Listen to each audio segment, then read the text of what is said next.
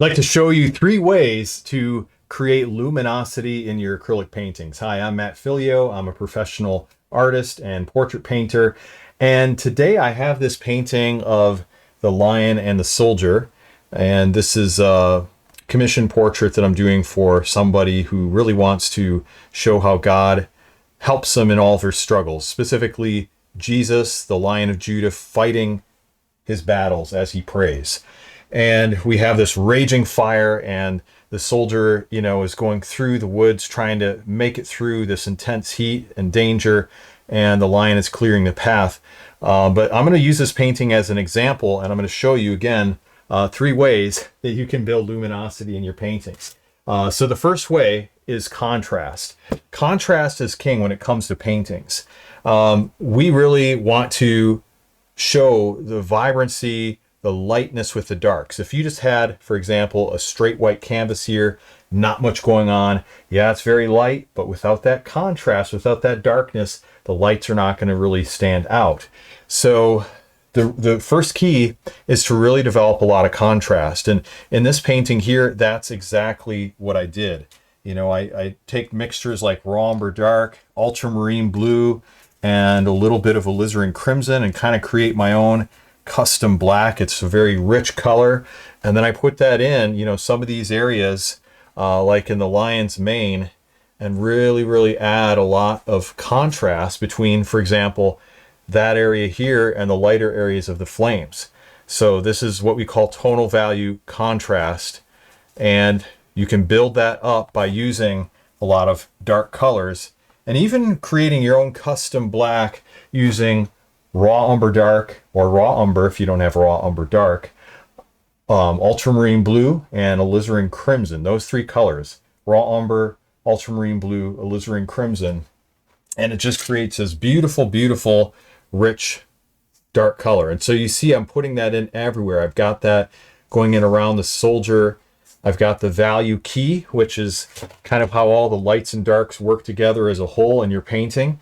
I got that happening here, really giving us a lot of rich tonal value.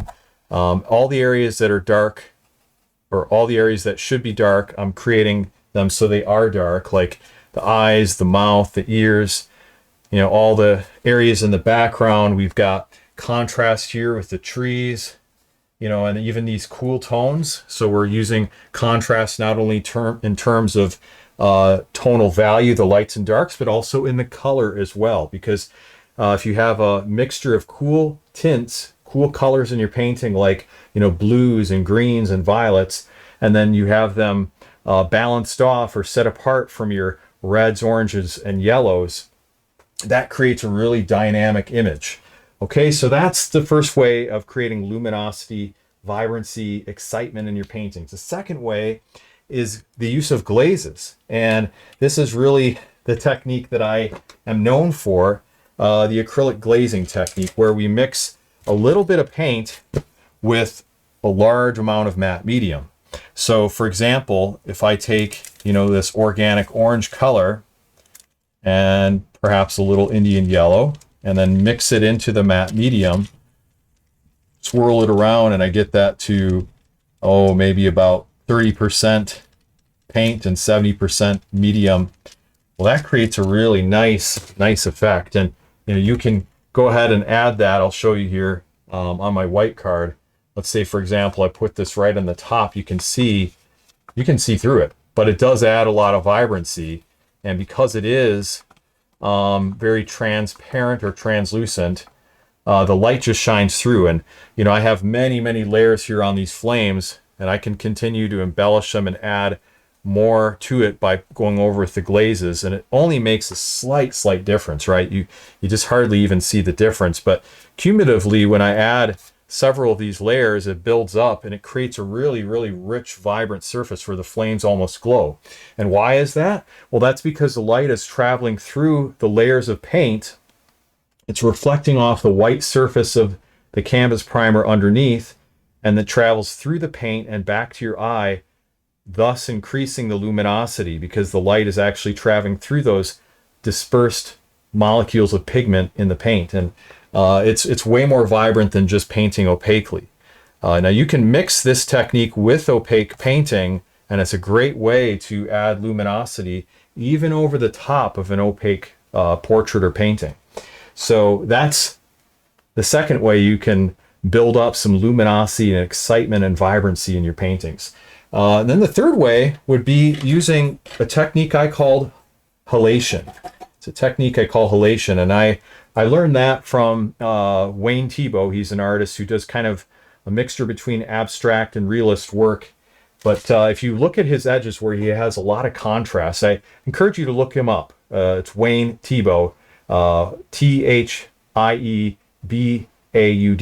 And if you look him up, you'll see in his paintings of apples and even people, you know, in various backgrounds and landscapes, he'll have like a high contrast area and then a darker area. So a light tonal value, dark tonal value, and then where those two areas meet, there'll be just a strong, vibrant color that he pushes intentionally up against those two areas. And so I have a video on halation. You can check that out as well. I'll have that in the description of the video or in one of the comments if you want to learn more specifically about halation in its own video. But that does add a lot of vibrancy to your paintings. Here's how you do it. You pick a color that's kind of intense. In this case, we've got a nice orange.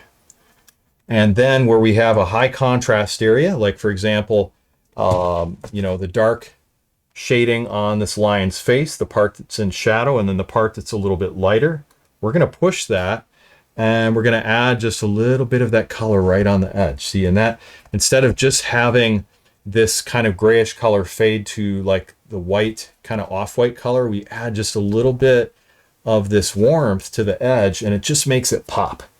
And so if you do that in certain areas of your painting, of course, anything can be overdone. You don't want to overdo it. But if you do that enough in certain spots of your painting, it's really going to add some great vibrancy.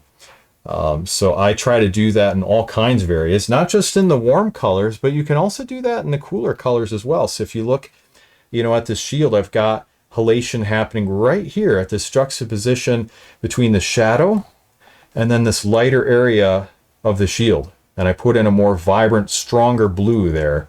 It's more intense of a color. And I also did that up here in some other parts of the armor, you know, on the head as well. Helmet, I've done that too. I have that happening kind of in the flames in the background. And so also I have that happening below, if we can get the camera down there just a bit. This section here, right by these flames, you can see I've got more of a red-orange. It's more vibrant right there between the juxtaposition of this kind of grayish area here of the foreground, this kind of ashy area, and then this part here. So again, that really makes those flames pop.